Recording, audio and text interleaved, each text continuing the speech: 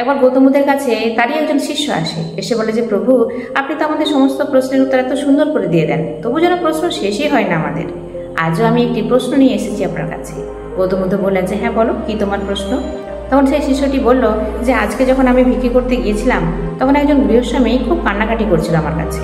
আমাকে প্রশ্ন করেছিল যে কিভাবে সে শান্তি পাবে, কেননা তার মনের মধ্যে অনেক চিন্তা রয়েছে, অনেক কষ্ট রয়েছে, কোনোভাবে সে চিন্তা থেকে মুক্ত হতে পারছে না, আর জীবনে সুখীও হতে পারছে না, খুব কষ্টে রয়েছে বেচারা। আমি তাকে কি উত্তর দেব প্রভু?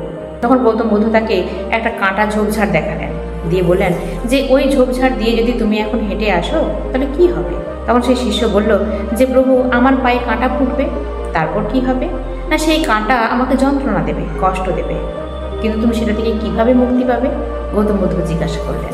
তখন সেই শিষ্য উত্তর দিল যে আমি যদি কাঁটাটা বের করে দিই তাহলে আমি স্বস্তি পাবো, নয়তো ওই কাঁটাটা আমার পায়ের মধ্যে থাকলে যতক্ষণ থাকবে ততক্ষণ আমি ব্যথা পাবো, যন্ত্রণা পাবো, কষ্ট পাবো।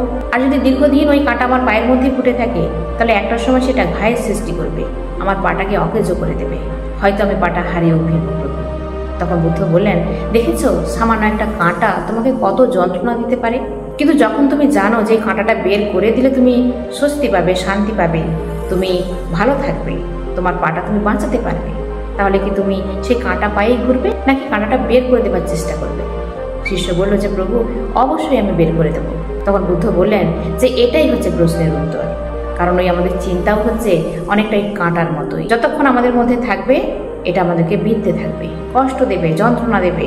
আর দীর্ঘদিন যদি এই চাপ, চিন্তা, যন্ত্রণা মাথার মধ্যে বইতে থাকো তাহলে একটা সময় তুমি কিন্তু পাগল হয়ে যাবে, তোমার মস্তিষ্ক আর কাজ করবে না, তুমি জীবনে কোনোদিনও সুখী হবে না, কোনোদিনও শান্তিও পাবে না।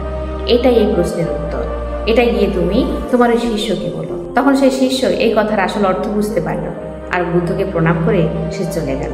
তো বন্ধুরা, আমাদের জীবনে কত স্ট্রেস আছে, কত চাপ, চিন্তা, টেনশন, কোনো মানুষটা ভালো নেই, কোনো মানুষটা একটু শান্তিতে নেই, স্বস্তিতে নেই, কত না যন্ত্রণার মধ্যে কাটাচ্ছি আমরা আমাদের জীবন, তাই না?